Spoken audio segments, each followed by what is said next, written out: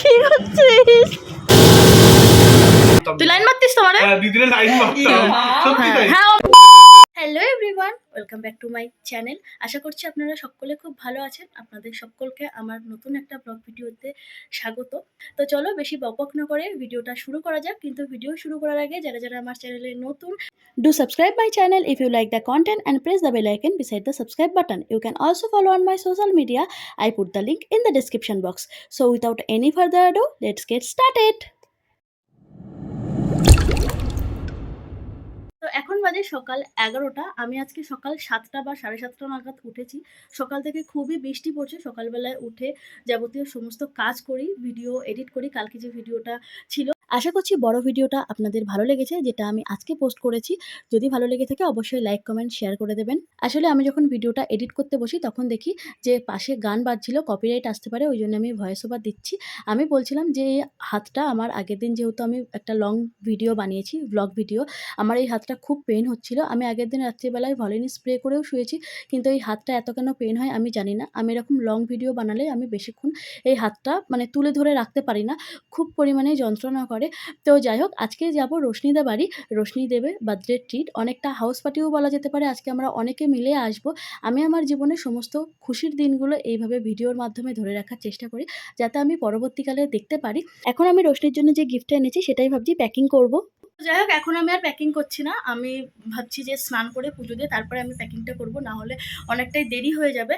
এরপরে আমি রেডিও হবো, একদম হালকা একটা মেকআপ করব। এই ড্রেসটা আমি পরছি, এটা কাইন্ড অফ আমি এর নিচে কোনো প্যান্ট ক্যারি করি না, কোনো প্যান্ট পরি না। এটা আমি হচ্ছে ওয়ান পিস টাইপের করেই পরি। এটা আমি দুর্গাপুজোর ষষ্ঠীর জন্য কিনেছিলাম। একদিন দুদিন মতন আমি পরেছি। এই কুর্তিটা খুবই মানে ভালো, কিন্তু যেহেতু একটুখানি গরম লাগে, কিন্তু আজকে যেহেতু ওয়েদারটা একটু ঠান্ডা ঠান্ডা আছে, ওই জন্যই ভেবেছি যে আজকে এই কুর্তিটা পরি। আর ওই বইটা হচ্ছে আমি পড়ছিলাম, তারপরে এই জিনিসগুলো সব কিছু গুছিয়ে রেখেছি। এটা হচ্ছে আমার ট্রাইপড। এইটার ট্রাইপডটা নিয়েই আমি মানে ব্লগ ভিডিও করি, কিন্তু তাও খুব হাতে ব্যথা হয়। এখন যেহেতু বাড়ি ফাঁকায়, এতক্ষণ মা মানে ছিল বাড়িতে, মা বাজারে গেছে, ওই জন্য বাড়িটা একটুখানি ফাঁকা পেয়েছে। আর এতক্ষণ খুব জোরে জোরে বৃষ্টি হচ্ছিলো। আমি যখন ব্লগ ভিডিও বানানোটা এডিট করছিলাম, তখন যখন ভয়েস ওভার দিচ্ছিলাম, তখন দেখছিলাম যে অনেক প্রবলেম হচ্ছে। তো যাই হোক, এখন একটু বৃষ্টিটা কমেছে। আর একটু আগে তো কারেন্টই চলে গেছিলো। এখানটায় বৃষ্টি হলে কারেন্ট চলে যায়, আবার চলে আসে, কিন্তু ওইটাই প্রবলেম। যদি অন অফ হয় তাহলে তো একটুখানি প্রবলেম। তো এখন ফটাফট স্নান করবো, পুজো দেবো, তারপরে রেডি হয়ে নেবো। অনেকদিন পরে আমাদের এরকমভাবে সবাই মিলে গল্প দেওয়া হয় না। আগে যখন কলেজে যেতাম তখন তো প্রত্যেক দিনই আমরা হচ্ছে গল্প করতাম, বা যখন লকডাউনের টাইমে তখন আমরা মানে আমি রোশনির সাথে অনেক গল্প করতাম। কিন্তু এখন যেহেতু ও এক দুটো জিনিস পড়ে, আর আমারও যেহেতু কাজের ব্যস্ততার জন্য আমরা ঠিকঠাকভাবে মানে টাইম বের করতে পারি না। তাছাড়া সবাই আজকে আসবে, তো খুব ভালো লাগে। একই রকম মেন্টালিটি, একই রকম ভাইবসের যখন মানুষগুলো আসে, খুব ভালো লাগে। মানে মেন্টালিটিটা ম্যাচ হওয়া খুব একটা চাপের ব্যাপার। কেন আমি যেরকম ভাবি সে তো নাও ভাবতে পারে, তখন না মানে ঠিক তার সাথে কথা বলা যায় না। কিন্তু আমরা যে কটা আসছি সব কটার মেন্টালিটি এক, মানে আমরা খুব গল্প করতে, আড্ডা দিতে ভালোবাসি। তো আশা করছি আজকের ব্লগটা খুবই ভালো হবে, খুব ভালো লাগবে। আর আমার কথা বলার সময় একটু বেরিয়ে যায়, মানে তো বেরিয়ে যায়। তো আশা করছি আপনারা সবাই ইগনোর করবেন, বা তোমরা ইগনোর করবে। তো যাই হোক, এখন যাই স্নান করতে। A few moments later. এখন আমি রোশনির গিফটটা প্যাক করব। এটা হচ্ছে গিফটটা, যে সানগ্লাসটা আমি কালকে নিয়ে এসেছি। এটা হচ্ছে সানগ্লাসটা।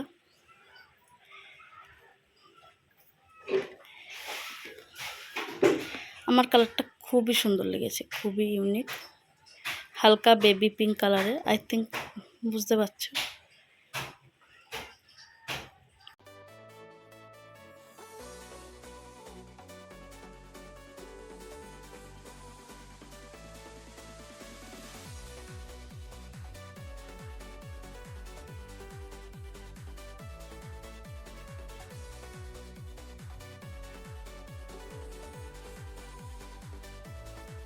আমার গিফট র্যাপ করা কমপ্লিট। আমি এইভাবে র্যাপ করেছি, কাইন্ড অফ এটা লজেন্স টাইপের লাগছে, বাট সুন্দর লাগছে। অনেক কষ্ট একা একা করেছি। আর এই জায়গাটা একটু অগোছালো হয়ে গেছে, তোমরা একটু ইগনোর করো। আর যেহেতু বাইরে বৃষ্টি পড়ছে, ওই জন্য গামছাগুলো আমি আমার খাটের উপরেই রেখেছি। তোমরা প্লিজ কেউ কিছু মাইন্ড করো না। তো যাই হোক, এরপরে আমি গুছিয়ে নেব। A few moments later. আমি রেডি হয়ে গেছি, প্রায় 12:30 বাজে। একদম হালকা স্কিন লাইক একটা মেকআপ করেছি আর আমার ড্রেসটার সাথে একদম লিপস্টিকটা ম্যাচ খেয়ে গেছে। আমি এখানে ভয়েস ওভার দিচ্ছি কারণ আমি ভিডিও বানাই। যখন ভিডিও বানাচ্ছিলাম তখন পাশের বাড়িতে সামনের বাড়িতে ঝগড়া হচ্ছিল। তো সবার বাড়িতেই ঝগড়া হয়, এটা নরমাল ব্যাপার। বাড়িতে থাকতে গেলে হাতাখুন্তি এক হলে যেমন শব্দ হয় তেমন ঝামেলাও হবে। কিন্তু কিছু, কিছু জিনিস ভিডিওতে নেওয়া যায় না। আমি যখন লং ভিডিও বানাই সেগুলোও তো আসে। তো আমার ভিডিওটাই খারাপ হবে, লোকে আমাকেই খারাপ মন্তব্য করবে। লোকে কিন্তু বুঝবে না যে আম পাশের বাড়িতে হচ্ছে বা সামনের বাড়িতে হচ্ছে। তো যাই হোক ওইজন্যই আমি ভয়েস ওভারটা দিচ্ছি। এই জিনিসগুলো খুবই খারাপ লাগে। একটা মানুষ অনেক কষ্ট করে একটা ভিডিও বানায়। কিন্তু এই ছোট, ছোট জিনিসের জন্য যদি ভিডিওটা খারাপ হয়ে যায় আর থামতে বললেও থামে না। তো আর কিই বা করা যাবে? ওইজন্য আমি ভয়েস ওভারটা দিচ্ছি। আমাদের বাড়িতেও গন্ডগোল হয়। সবার বাড়িতেই গন্ডগোল হয়। মানুষ থাকতে গেলে অবশ্যই কিছু না কিছু বাধবে। কিন্তু কিছু, কিছু জিনিস আজকে যখন ভয়েস ওভার দিচ্ছি তখনও এরকম গন্ডগোল হচ্ছিল। তো যাই হোক আর কি করা যাবে? এটা হচ্ছে আমার ফুল লুক। আমি মেকআপ করার সময় কোনো ভিডিও করিনি কারণ অনেকটাই দেরি হয়ে গেছিল। আমি রোশনির জন্য অনেকদিন ধরেই ভেবে রেখেছিলাম বেলা ভিটার যে পারফিউমটা সেটা গিফট করব ওকে আর আমার বোনকে। কারণ আমার বোনের বার্থডে জুলাইতে পড়ে, ওর আগস্টে পড়ে। কিন্তু আমি না মানে ওই প্যাকটার মধ্যে ৪ টে পারফিউম থাকে। ২ টো পারফিউম শুনেছি খুব ভালো আর ২ টো পারফিউম কেমন জানি না। তো যে জিনিসটা আমি ইউজ করিনি সেই জিনিসটা আমি দিতে পছন্দ করি না। ওইজন্য আমি ভাবলাম যে সানগ্লাসটাই দেওয়া যাক। আই থিংক ওটাই বেটার হবে।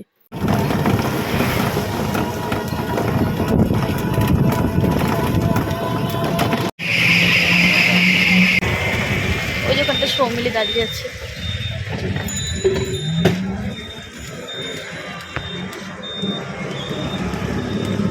এই সৌমিলি কি করছিস? আমি সেটাকে বুঝতে পেরেছিস তো? এখন হচ্ছে সামনেই তো মিঠুনের সাথে যাই। এবার আমার দিদা বলছে কোথায় যাবে মিঠুনের সাথে দেখা করতে? আমি বলছি কি না না বলছে হ্যালো আসবে। আমি বলছি, না আমি রোশনিদা বাড়ি যাচ্ছি গিফট হচ্ছে কি যেন ওর বার্থডে তার জন্য যাচ্ছি। এবার উনি তো দেখিনি। তো বলছি কি যে ও এখন ওর সাথেই যাবে রোজ। ওই জন্য আমার দিদাও বলছে আর আমার দিদা জানে। তোর তো আজকে অফিস নেই। আজকে ওর অফিস নেই, তারপরে আমারও ছুটির জন্য ভালো। আরে দেখ এই কানেরটা পড়েছি ভাই, কানের পড়তে ভুলে গেছিলাম। তারপরে ও বলছে যে কানের পড়িসনি, তারপরে এইটা পড়েছি। এইটার সাথে কি পরবো এমনি না একদম কমের মধ্যে। আর এই লিপস্টিকটার সাথে ম্যাচিং হচ্ছে। এখন কাজ করছে, স্নান করতে গেছে, ওই জন্য আমি হলাম বসে গল্প করছি। মানে গল্প করা হয়ে যাক, তারপরে রোশনি আসলে আবার ব্লগটা 2000 years later. আমরা এসে রোশনির সব জিনিসপত্র চুরি করে নিচ্ছি। ও তাহলে এটা আমি খুললাম কেন? এটা আটকাচ্ছে না ভাই। তুই আমার বলিসনি কেন? তুই তো পড়বি। হ্যাঁ এটা খুব সুন্দর দেখ। এটা সমস্ত One eternity later. হাই একটু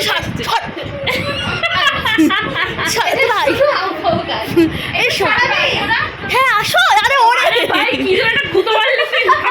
আরে রোশনি রে সবাই গল্প করে নি, তারপরে ব্লগটা কন্টিনিউ করছে। আর রোশনির ঘরে গিয়ে পুজো দিচ্ছে। ততক্ষণ পর্যন্ত সবাইকে টাটা। হ্যালো বন্ধুরা, এটা আমার শাশুড়ি মায়ের ঠাকুর ঘর। এখানে আছে গোপাল আর রাধাকৃষ্ণ, এখানে আছে জগন্নাথ, বলরাম, সুভদ্রা, এখানে আছে বিশ্বকর্মা এবং সরস্বতী মা, এখানে আছে রামকৃষ্ণ, সারদা মা, এটা আমার শাশুড়ির গুরুদেব। এখানে স্বামী বিবেকানন্দ, রামকৃষ্ণ এবং সারদা মা আছে। এখানে বড় মা আছে, মহাদেব আছে, লক্ষ্মী, গণেশ এবং মায়ের মূর্তি আছে কিছু। তোমাদের কেমন লাগলো তোমরা অবশ্যই কিন্তু জানিও। A few moments later. এখানে দীপা চলে এসেছে, এসেই ও শুয়ে পড়েছে। এটা হাই কর, হাই কর। এখন রোশনি মাটনের ঝোল নিয়ে এসে সবাইকে বলছে যে কে টেস্ট করে বলবি নুনটা ঠিকঠাক আছে কিনা। তো আমরা বললাম আমরা বুঝি না, অন্য কাউকে বল। তো অনন্যা বলছে হ্যাঁ আমি বুঝি। তো অনন্যাকে টেস্ট করাচ্ছে। অনন্যা বলছে হ্যাঁ আরেকটু নুন লাগবে।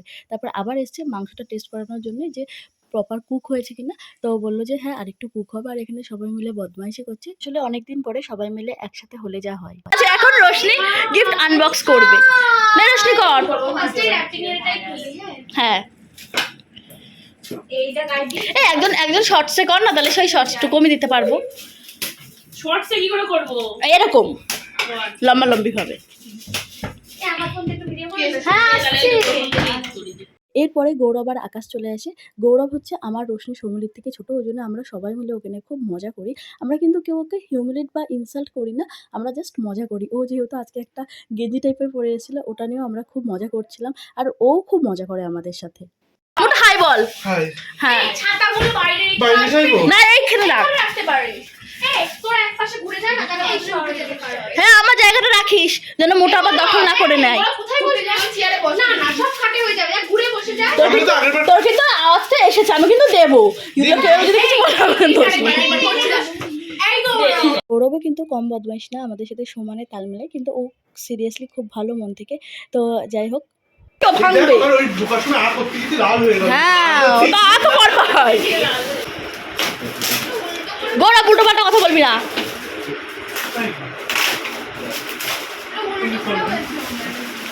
বাহ, খুব সুন্দর হয়েছে।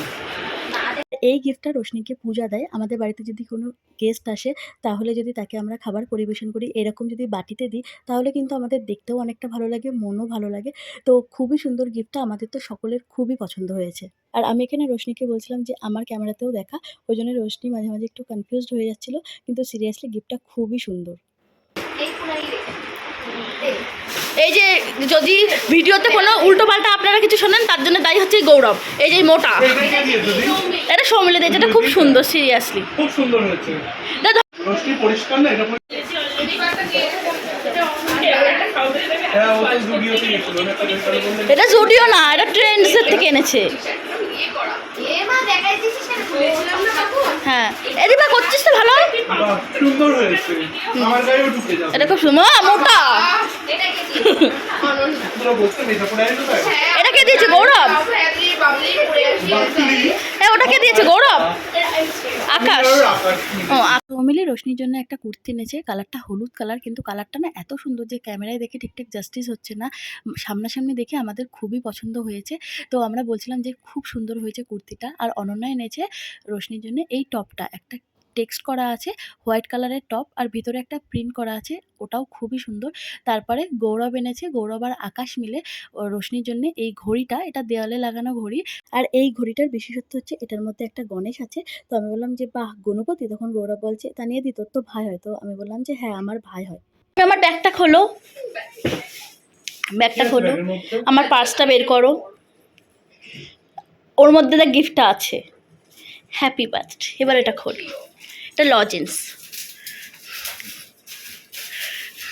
কিন্তু এটা লজেন্স না ভাই।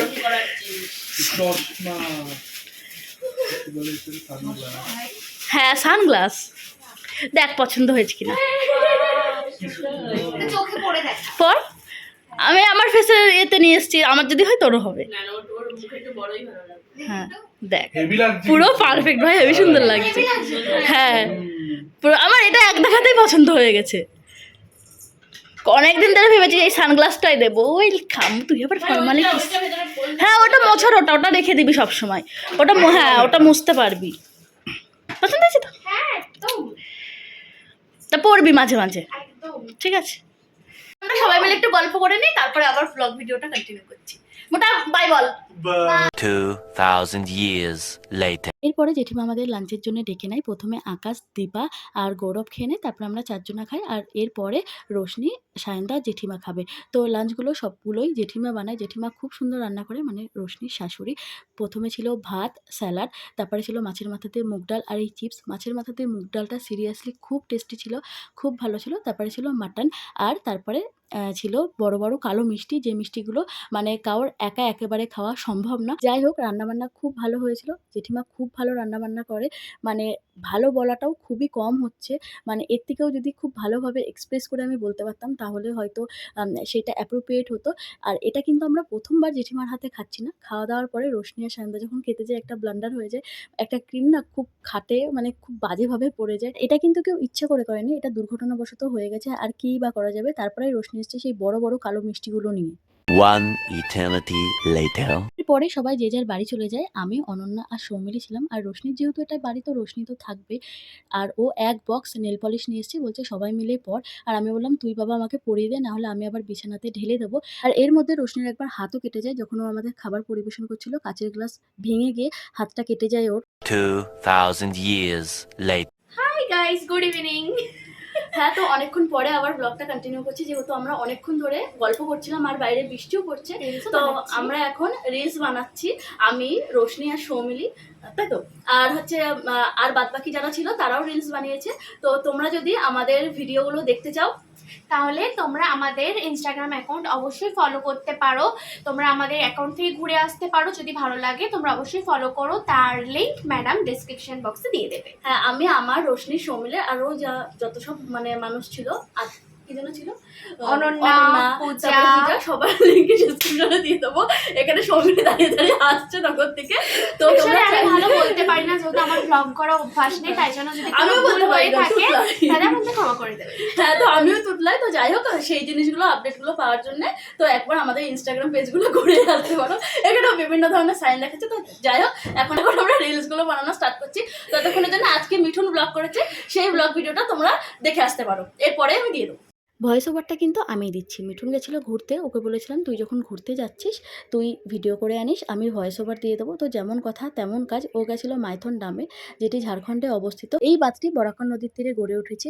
এখানকার মূল আকর্ষণ হচ্ছে বোট রাইডিং বা স্টিমার রাইডিং, যার মূল্য হচ্ছে 100 থেকে 1000 টাকা পর্যন্ত। যদি কেউ ভাবো যে 100 টাকার বোট রাইডিং বা স্টিমার রাইডিংটা করবে, তাহলে ওরা তোমাদের একটা আইল্যান্ড ঘোরাবে, তার সাথে যে মেন গেট আছে সেটা তো অবশ্যই ঘোরাবে। 200 টাকা হলে 2টো আইল্যান্ড ঘোরাবে, তার সাথে মেন গেটটা প্রত্যেকটা প্যাকেজের সাথেই থাকছে। 1000 টাকা যদি প্যাকেজ নাও, তাহলে ওরা তোমাদের প্রত্যেকটা আইল্যান্ডই ঘোরাবে, যে কোনো একটা আইল্যান্ডে ছেড়ে দেবে 1 ঘন্টার জন্য। সেটা যদি তোমরা ভাবো যে তোমরা 2 জন যাবে, 2 জন গেলে বা 4 জনও গেলে বা 5 জন গেলে, তারপরে 1 ঘন্টা পরে গিয়ে ওরা তোমাদের নিয়ে আসবে।